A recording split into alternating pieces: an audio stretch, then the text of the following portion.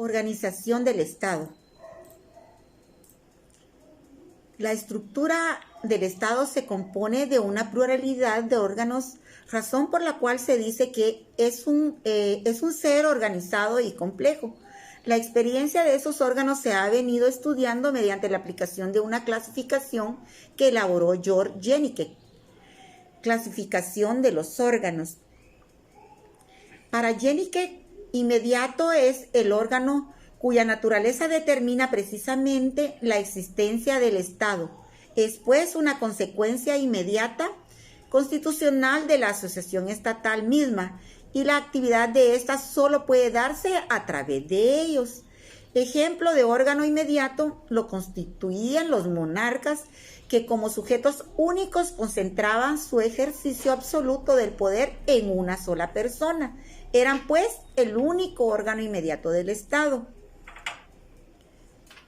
Jenike nos dice que los órganos inmediatos del Estado se pueden clasificar en los órganos creadores y creados, los órganos primarios y secundarios, los órganos dependientes e independientes, y los órganos normales y extraordinarios, los órganos creadores y creados. El órgano creador es el que da origen a otro, que resulta entonces creado. Este ejemplo es el cuerpo electoral, es un órgano creador, y cuando elige a los miembros del Congreso, este resulta ser un órgano creado. Entonces, los órganos primarios y secundarios. El órgano secundario representa al primario, siendo así que éste exterioriza su voluntad por medio del órgano secundario. En este caso, el organismo legislativo es el órgano secundario, que representa al pueblo, que es el órgano primario. Órganos dependientes e independientes. Son dependientes los órganos que necesitan la colaboración de otro órgano del Estado para exteriorizar su voluntad. Por el contrario, son independientes los órganos que no requieren colaboración para desarrollar su actividad. El primer caso, decimos que el legislativo depende del ejecutivo para que las leyes emitidas o aprobadas sean promulgadas y se den a conocer como leyes del país. En cambio, el ejecutivo es independiente porque su función administrativa la lleva a cabo directamente. Los órganos normales y extraordinarios. Son normales los que existen siempre en la estructura del Estado, que funcione regularmente. Es el caso del Congreso de la República, y son extraordinarios los que únicamente se dan por circunstancias especiales, así como la Asamblea Nacional Constituyente. Los órganos mediatos. Para Jenike, los órganos mediatos son aquellos cuya situación no descansa de un modo inmediato en la constitución de la asociación política, sino en una comisión individual. Son responsables y están subordinados ante un órgano inmediato de manera directa o indirecta. En este sentido, actividad o función es siempre derivada.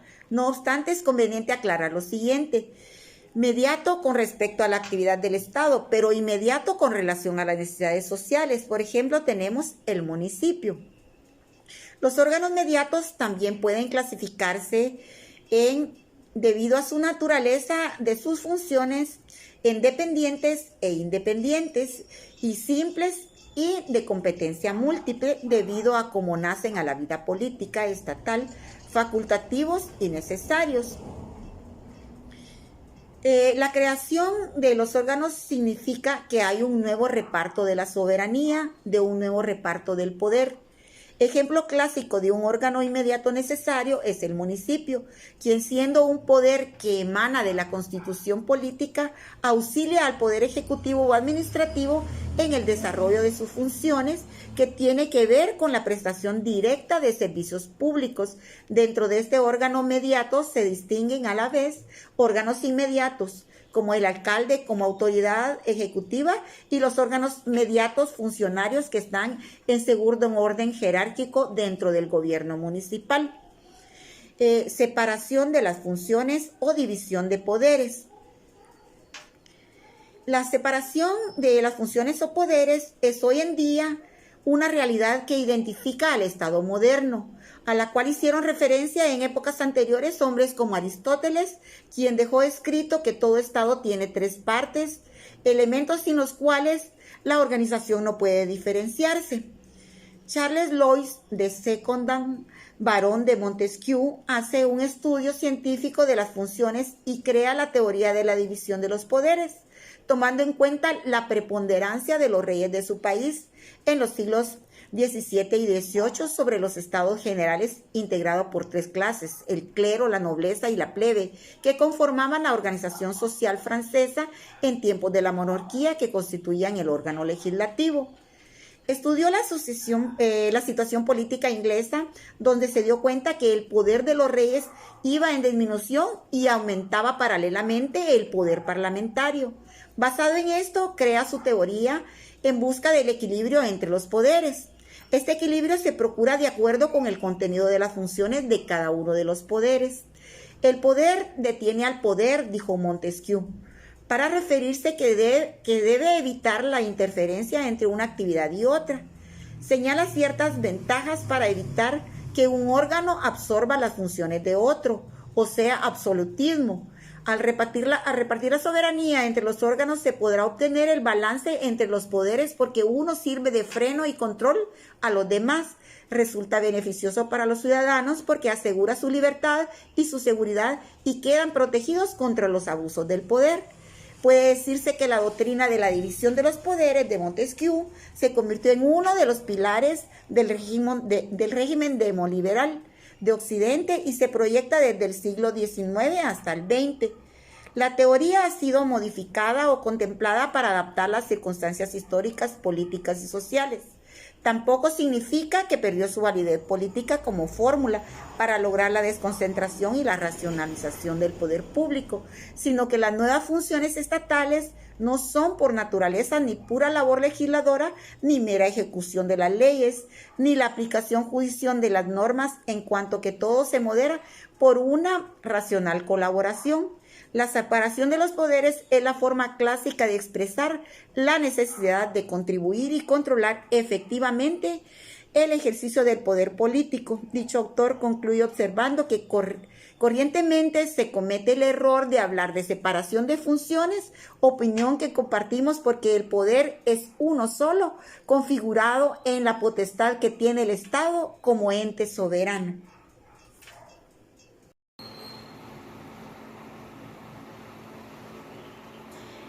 Los frenos y los contrapesos.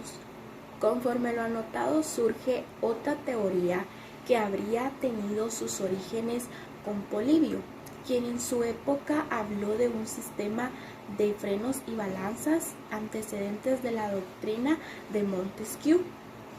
Esta otra teoría se conoce ahora con el nombre de la teoría de los frenos y los contrapesos, al establecer lo que se denomina poder de vigilancia y control por parte de un órgano sobre la actividad de otro órgano, para producirlo como una recíproca supervisión al estar determinado su campo de acción y de que él no se pueda salir.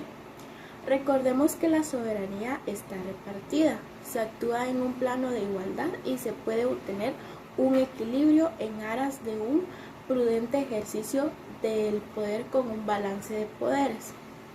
La distinción entre persona y órgano.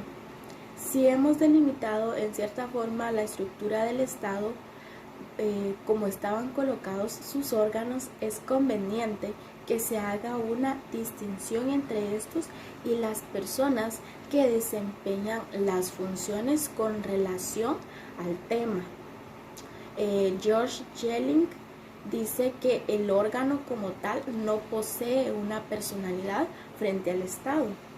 No existen dos personalidades, la del Estado y la del órgano, sino que Estado y órgano, que forman una sola unidad.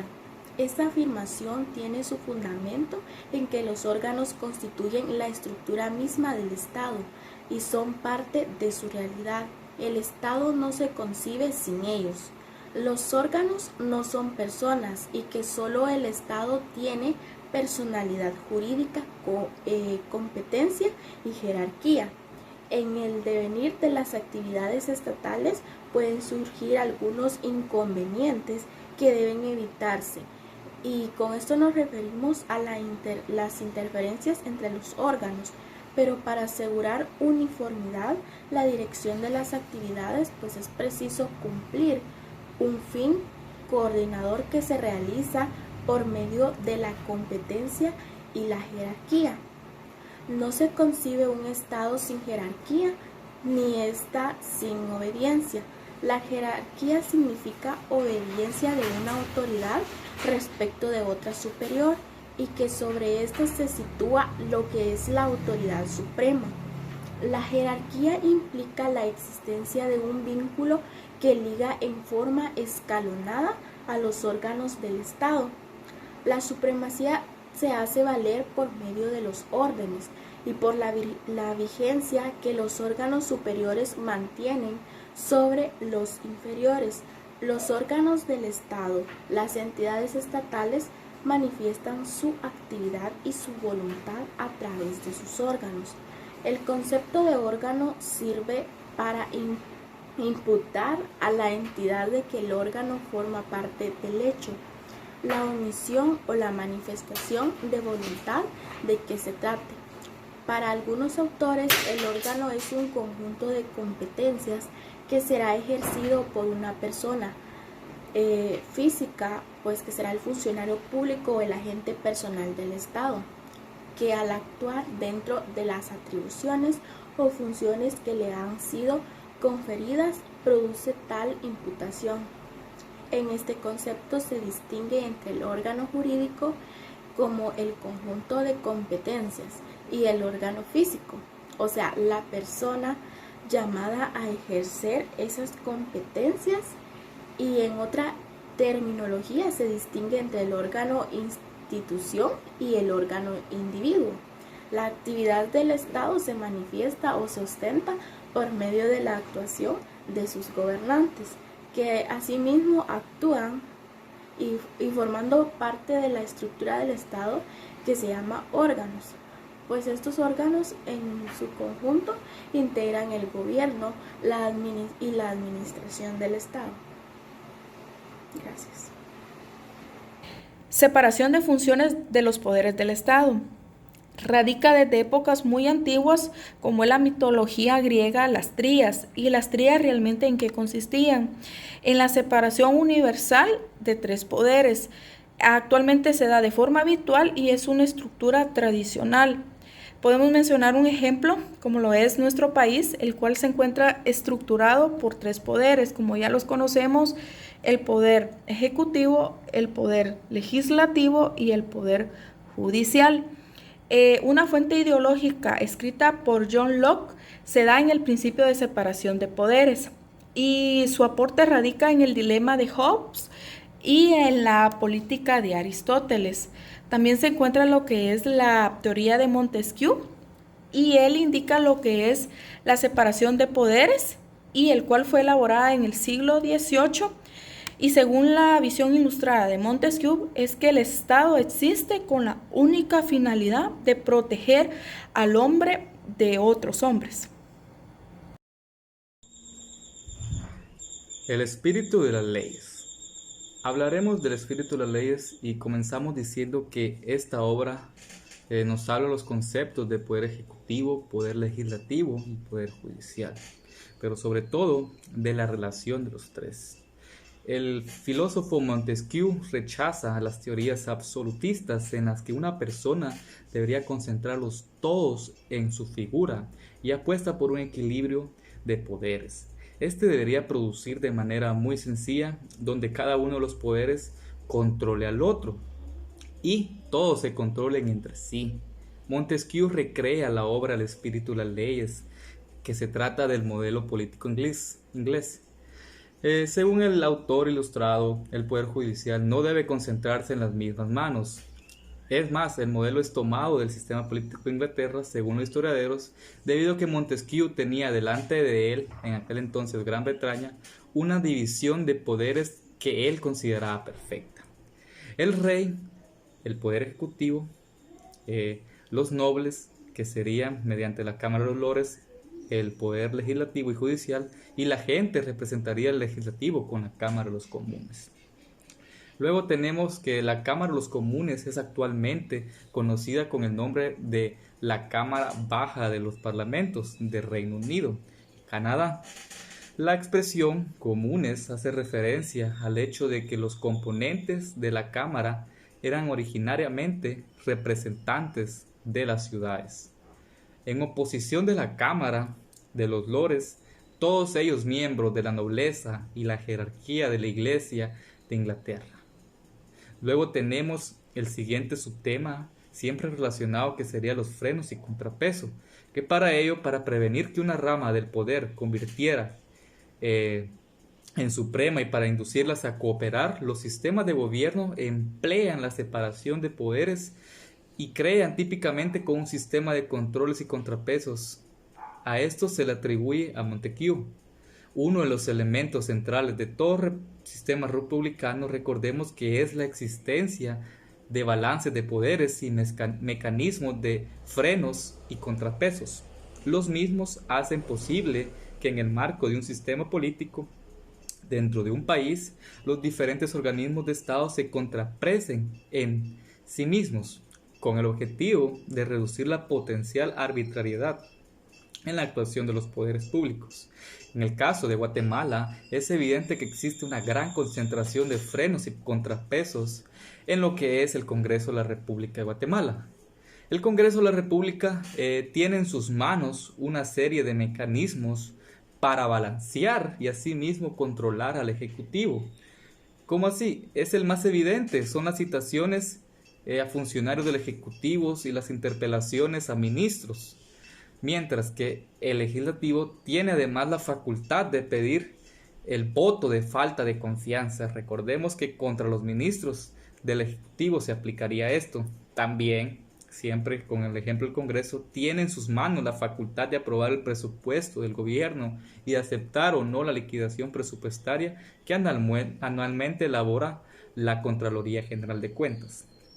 Además de lo anterior ya mencionado, el Legislativo tiene también la competencia en los procesos de antejuicio contra ministros, presidente y vicepresidente.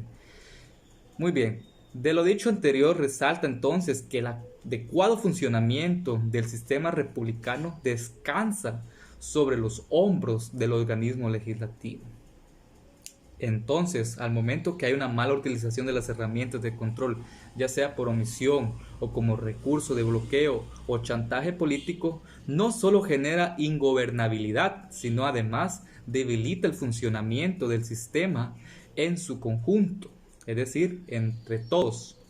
Después tenemos del órgano y titular de la función.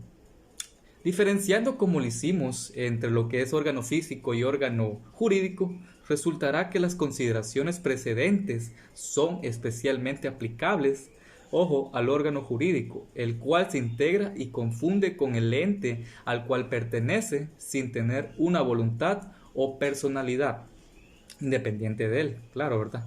También no ocurre lo mismo con el organismo físico, esto es, la persona física llamada a ejercer la función que constituye el órgano jurídico.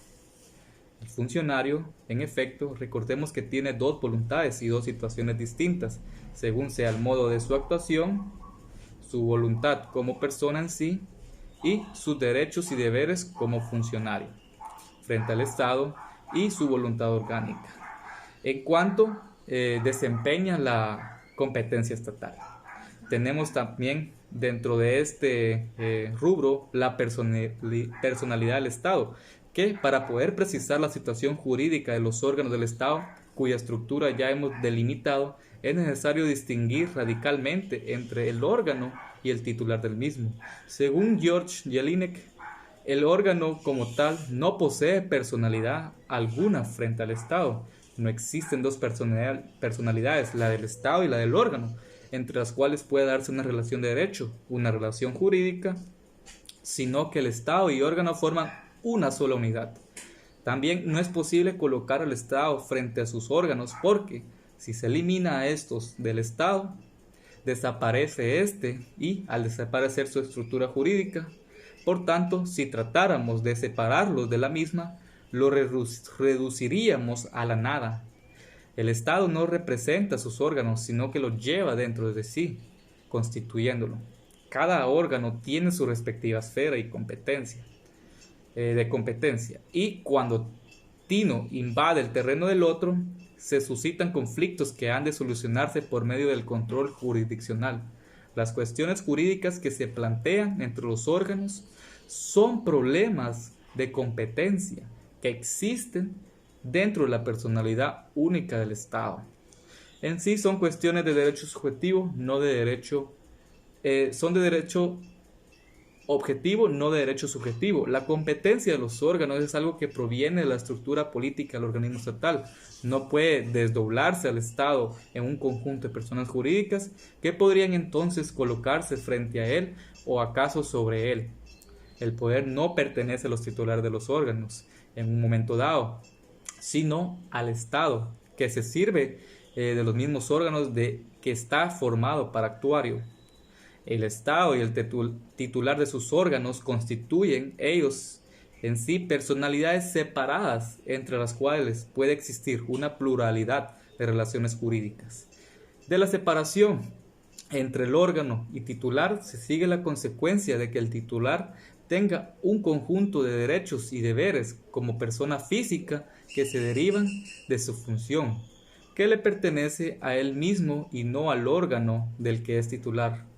Por ejemplo, el derecho a la retribución que tiene un funcionario, el deber de responsabilidad que tiene este mismo funcionario respecto al recto desempeño de sus atribuciones acordadas, responsabilidad que puede traducirse en penas disciplinarias, en castigo a su actuación indebida. Así podemos afirmar que esta separación del titular y del órgano también sirve para lo que es precisar los derechos y deberes de los titulares.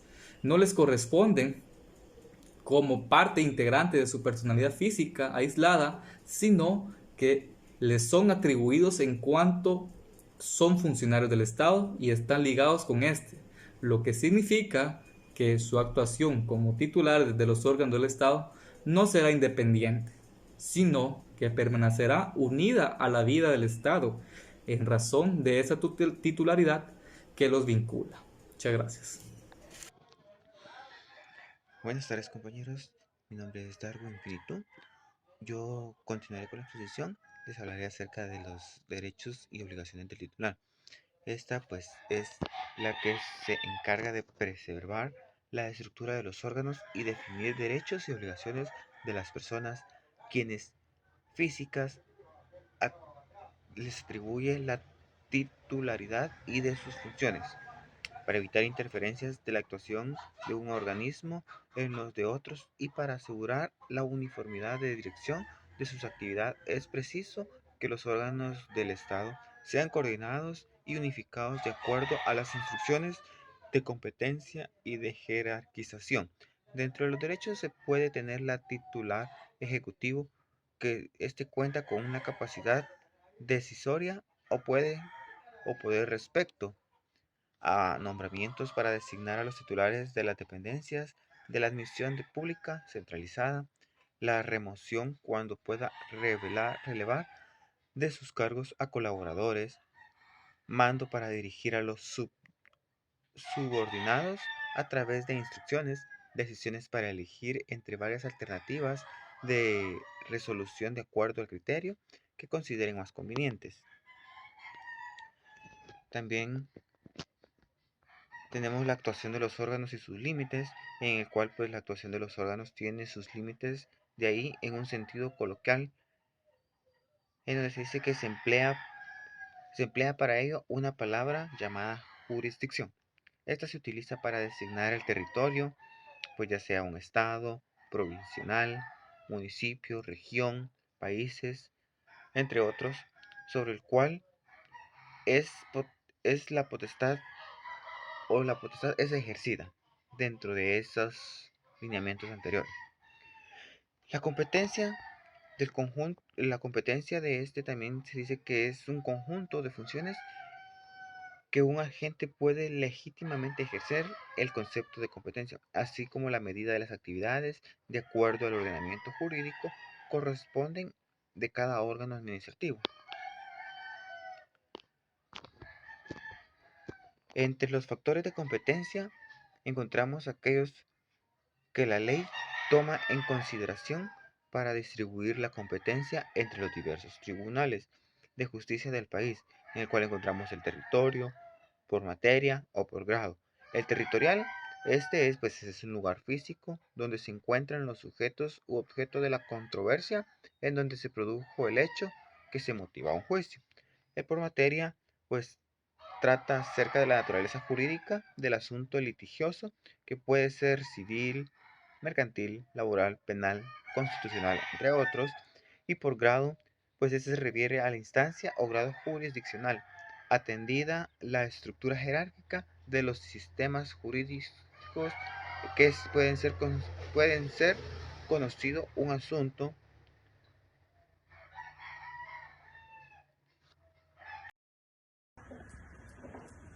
Buenas tardes, compañeros. Yo voy a hablarles sobre el principio de la jerarquía.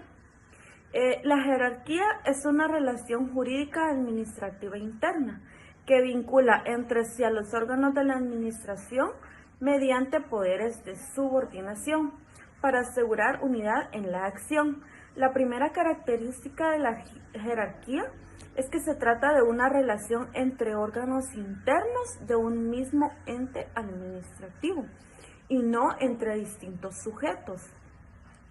Se distingue así, pues, el poder jerárquico del control administrativo, en que este último se da entre sujetos de la administración, mientras que aquel se da entre órganos de un mismo sujeto. De este modo, poder jerárquico funciona cuando hay centralización, descentralización o delegación, y el control administrativo únicamente cuando existe descentralización.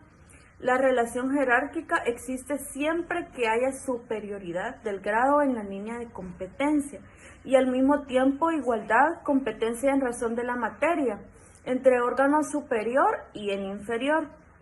Cumplidos estos dos requisitos, está dada la relación jerárquica.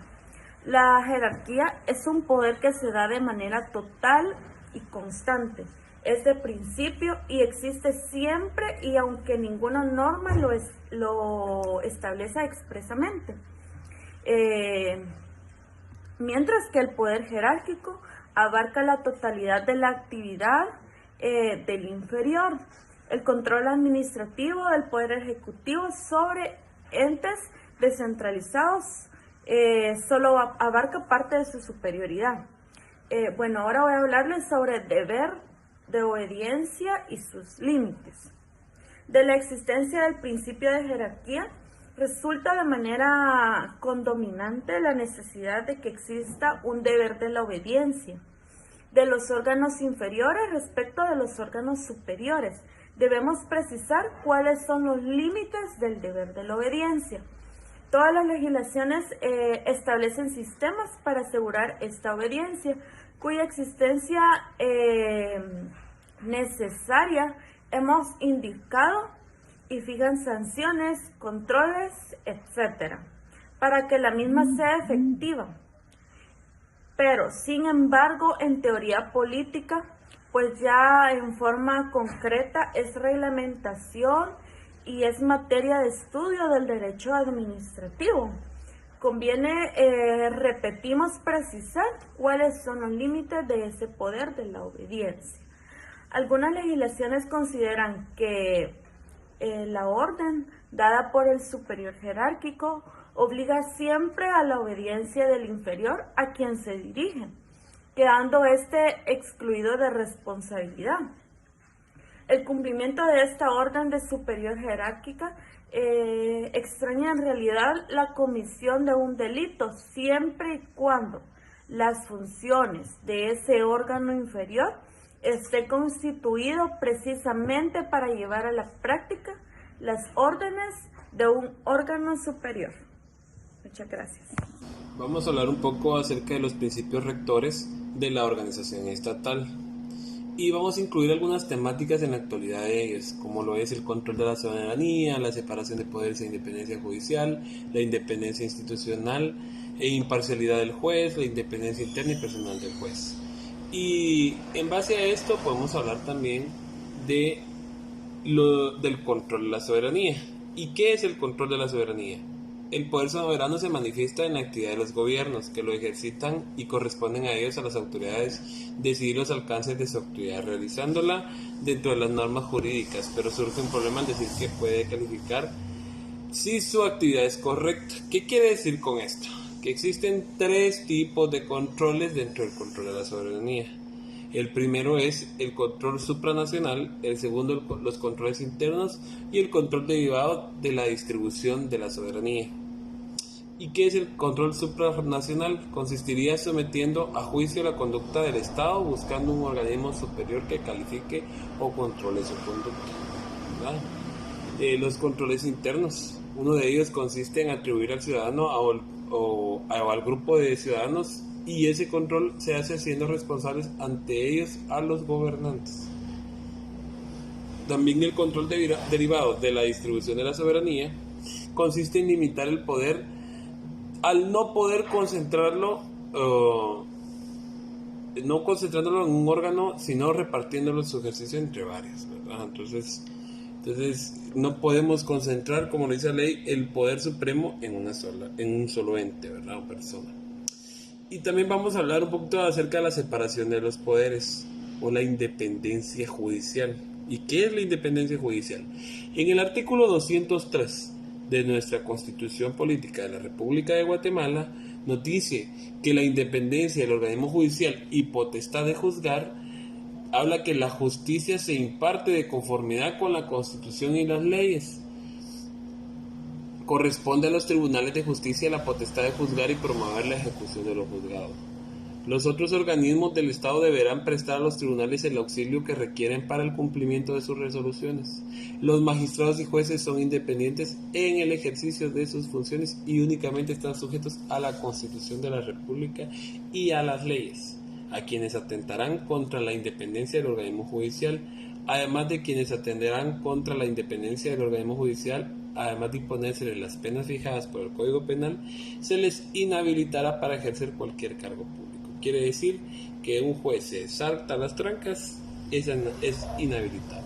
En efecto, el ideal del ciudadano en todo Estado constitucional, democrático, social y de derecho es que su poder judicial sea neutral a los poderes políticos, económicos, religiosos, mediáticos, grupos de presión u otra índole, precisamente como una garantía de justicia e imparcialidad.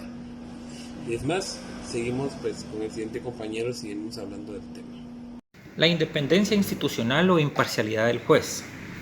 La independencia institucional se refiere pues a que este organismo judicial es un poder del Estado. Asimismo pues se refiere a que los demás poderes del Estado están separados de este y que no depende de ellos para tomar decisiones que competen a lo judicial o a determinada ley pues en cualquiera de sus ramos a nivel estatal pues para tomar decisiones. La imparcialidad se refiere a que las decisiones que el juez toma pues en ese caso las resoluciones no se inclinan ni para uno ni para otro lado de las partes, ni en ningún caso determinado, son imparciales. La personalidad del juez o la independencia interna se refiere pues a que este juez en lo personal intrínsecamente toma decisiones sin inclinarse a ninguno de los lados y pues que también se ve en un punto de inflexión en donde tiene que resolver conflictos y que tiene que basarse dentro de sus valores morales, tanto así profesionales. La ética tiene mucho valor en ese aspecto y que debe tener una gran honorabilidad o asimismo también una gran dignidad. ¿Por qué se dice esto? Porque dentro de ese rango muy importante existen influencias en las que pueden presionarlo a tomar ciertas decisiones para favorecer a alguna de las partes y él debe mantenerse firme. Y pues que en la posición que él se se encuentra es muy difícil, ya que en lo personal es muy solitario y también pues debe de no confiar ni tampoco desconfiar de cualquier persona y estar muy informado en cuanto a las leyes y dominio de la misma. Tendencia progresiva a la fragmentación múltiple del poder.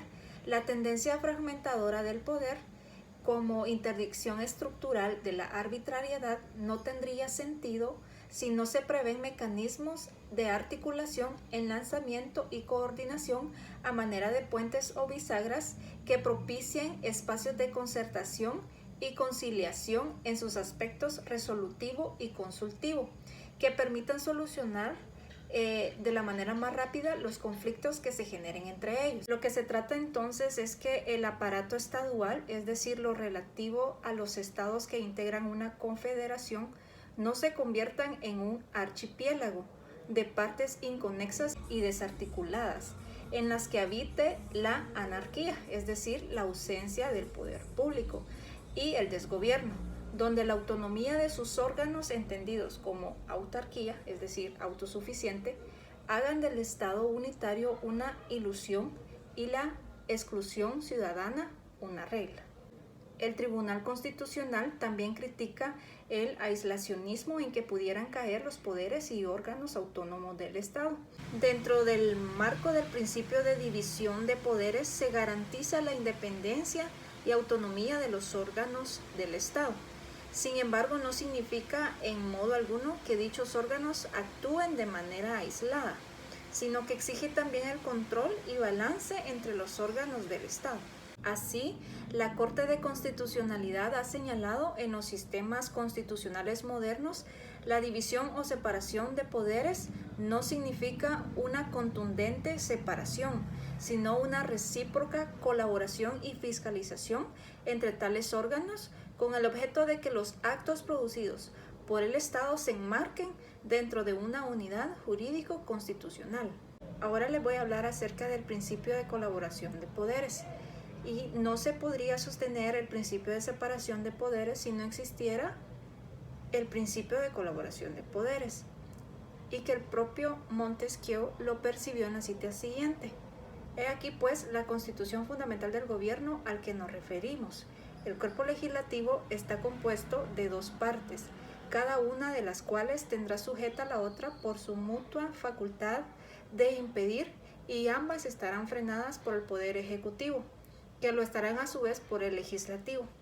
Los tres poderes permanecerán así en reposo o inacción, pero como por el movimiento necesario de las cosas están obligados a moverse, se verán forzados a hacerlo de común acuerdo. El principio de separación de poderes no debe de ser entendido en su concepción clásica, esto es, en el sentido que establece una separación tajante y sin relaciones entre los distintos poderes del Estado, sino que por el contrario, este debe ser entendido como un control y balance entre los poderes del Estado y al mismo tiempo como coordinación y cooperación entre ellos. Se definirá entonces al principio constitucional de colaboración de poderes como la obligatoria coordinación, cooperación y ayuda mutua, todo esto con el fin de mejorar la gobernabilidad del país. El control parlamentario, expresión de la colaboración de poderes. El principio de separación de poderes, reconocido como uno de los principios rectores del diseño institucional del Estado, no implica necesariamente una separación rígida de los distintos órganos estatales en el ejercicio de sus funciones. El control parlamentario, pues, presupone que las actividades de los titulares del poder político pueden y deben ser examinadas. Órganos del Estado de Guatemala. La República de Guatemala es un Estado soberano independiente de Centroamérica y forma parte de la Organización de las Naciones Unidas. La soberanía de Guatemala radica en el pueblo, quien la delega para su ejercicio en los organismos del Estado, según lo establecido en el artículo 141 de la Constitución Política de la República de Guatemala, los cuales son organismo legislativo, organismo ejecutivo y organismo judicial. Organismo legislativo Dicho poder es ejercido por el Congreso de la República de Guatemala. Organismo ejecutivo. Dicho poder es ejercido por el presidente de la República de Guatemala, el vicepresidente y los ministerios del Estado y sus dependencias. Organismo judicial. Este poder es ejercido por la Corte Suprema de Justicia, Corte de Apelaciones, tribunales de primera instancia, juzgados de paz o juzgados menores y demás juzgados que establezca la ley. La Constitución Política de la República de Guatemala es la actual ley suprema de nuestro país, en la cual se rige todo el Estado y sus demás leyes y recoge los derechos fundamentales de la población. Fue creada el 31 de mayo de 1985 por la Asamblea Nacional Constituyente de ese año, convocada por el entonces presidente de la República, el general Óscar Humberto Mejía Víctores, tras las elecciones a la Asamblea Nacional Constituyente celebradas el 1 de julio de 1984. Dicha Carta Magna, como también es llamada, se hizo efectiva el 14 de enero de 1986. Fue suspendida el 25 de mayo de 1993 por el entonces presidente de la República de Guatemala, Jorge Antonio Serrano Elías, reinstaurada el 5 de junio de 1993, acto seguido del derrocamiento del presidente, y enmendada en noviembre de 1993. Las reformas constitucionales de 1993 incluyeron un incremento en el número de magistrados de la Corte Suprema de Justicia de 9 a 13 integrantes. En los periodos para cargo de presidente, vicepresidente y diputados del Congreso fueron reducidos de 5 a 4 años. Para los magistrados de la Corte Suprema de Justicia de 6 a 5 años y se incrementaron los periodos de los alcaldes y consejos municipales de 2 años y medio a 4 años. La Constitución Política de la República de Guatemala jurídicamente se divide en 3 partes, las cuales son la parte dogmática, que comienza desde el artículo 1 al artículo 139, en la cual se encuentran los derechos y libertades fundamentales. Es considerada la parte más importante de la Constitución. La parte orgánica, esta parte comienza desde el artículo 140 al artículo 262, en la cual se establece la organización y los organismos del Estado, los cuales son el organismo legislativo, el organismo judicial y el organismo ejecutivo. La parte procesal, pragmática o práctica, en esta se establece lo que son las garantías y los mecanismos para hacer valer los derechos establecidos en la Constitución con el objeto de defender el orden constitucional. La encontramos contenida en los títulos 6 y 7 y comprenden los artículos 263 al 281. La República de Guatemala es democrática e independiente, con 3 organismos principales que le brindan jurisdicción al Estado con diferentes funciones. Los poderes del Estado del país se dividen de la siguiente manera. El organismo ejecutivo ejerce el poder ejecutivo del país y está conformada por el presidente, vicepresidente y consejo de ministros y demás entidades públicas correspondientes, como lo es la Secretaría de la Presidencia. El presidente y el vicepresidente son elegidos por un periodo improrrogable de 4 años por medio del voto secreto y universal. El organismo ejecutivo es el encargado de hacer cumplir las leyes nacionales para el bienestar común de la población. Además, es el que maneja la función gubernamental y política y administrativa del país. Por lo tanto, concibe y ejecuta políticas generales de acuerdo con las leyes. El organismo judicial, la función de este poder es fundamentalmente la Corte Suprema de Justicia y los demás tribunales subordinados, a quienes les corresponde la potestad de juzgar y promover la ejecución de lo juzgado. Además, el organismo judicial también incluye a los juzgados de primera instancia y a los jueces de paz o juzgados menores. Este poder del Estado se encarga principalmente de administrar la justicia con independencia y potestad de juzgar por medio de tribunales.